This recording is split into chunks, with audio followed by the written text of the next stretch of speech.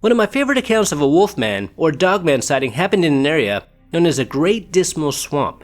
And it wasn't just one sighting, there were dozens in this area during the late 1800s and early 1900s. The Great Dismal Swamp is located in southeastern Virginia and northeastern North Carolina. It is a huge swamp area and a perfect place for a monster to hide. In 1901, Edward Smith told of a strange creature that came to his house and killed 7 of his dogs. 2 of them were eaten. And while Mr. Smith was inside, unaware of what was going on, he heard one of his dogs, who hid under the barn, cry out for help. So Mr. Smith grabbed his pistol and went outside to see what was wrong. And this creature attacked him. But thankfully he was able to escape and he ran back inside and locked the door. Then about a week later there was another sighting by Mr. Ames. One day while he was outside, he started to hear some strange noises. Then he saw what he thought was a large dog, but he soon realized that this was no dog, so scared out of his mind he grabbed his pistol and shot at it. But the bullets had little to no effect. Or maybe he was just so scared that he missed, who knows, but his dogs were really freaked out. They ran away in terror. Then that very same day, a man named Henry also claimed to have seen this monster.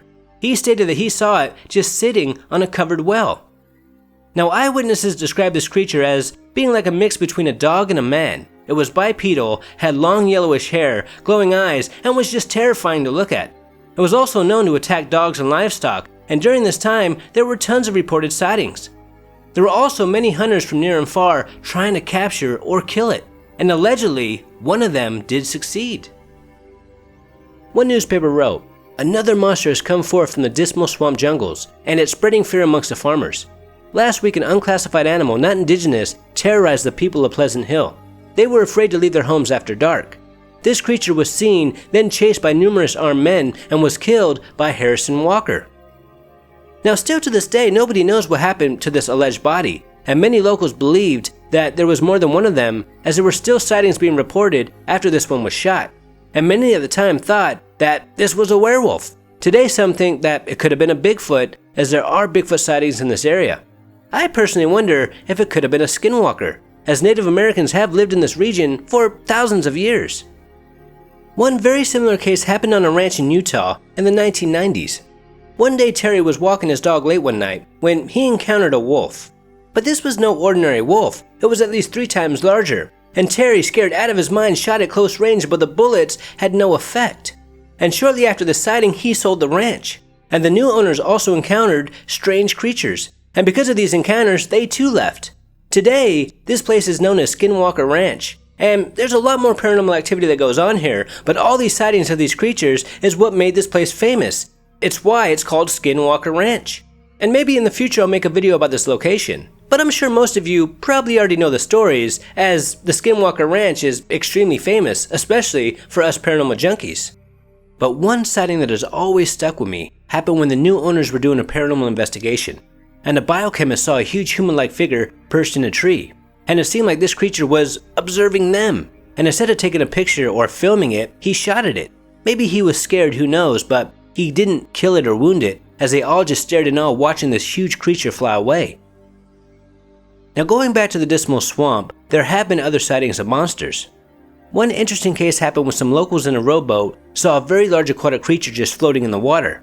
And these eyewitnesses were shocked. They had no idea what this thing was. They had never seen anything like it before.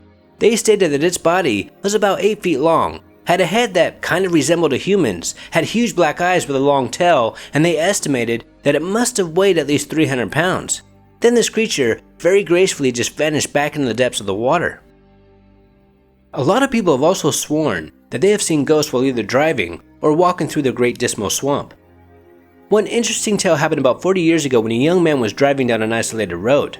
And while he was driving, his dog just started to go nuts. Then he saw in the middle of the road a man and a woman dressed in colonial-era clothes. So this young man, wondering if something was wrong, got out of his car to see if they were okay.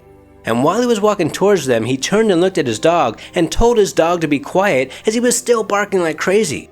But when he looked back, the people were gone. They just vanished. He only looked away for a second. So this young man really freaked out, got back in his car and drove away as fast as he could. And there are tons of ghost sightings just like this in this area. And every week ghost hunters flock to this region in hopes of making contact with the spirits that dwell here. There's also reports of people seeing mysterious lights floating in the woods at night. Sometimes hunters have claimed that after they shot a deer or a bear, the body would be gone by the time they got there, and there wouldn't even be any blood on the floor, making them believe that the body and the blood just vanished into thin air. There's also a creepy legend of a traveling graveyard that only appears to travelers when they're lost, but if you're looking for it, you will never find it. Creepy indeed. Another story I want to cover today happened in China. A couple of weeks ago, a group of people, taking a nice little walk around a lake, saw something that really shocked them. They saw a huge 10-foot long creature swimming in the water, and in the video you can hear someone yell, "Holy crap!"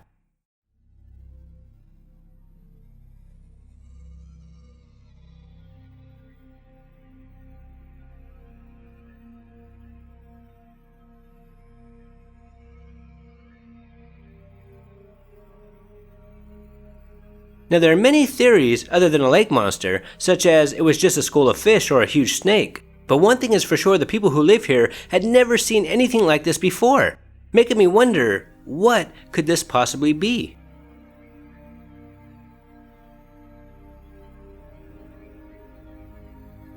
Until next time, this is Paranormal Junkie. Make sure to hit that subscribe button and stay tuned.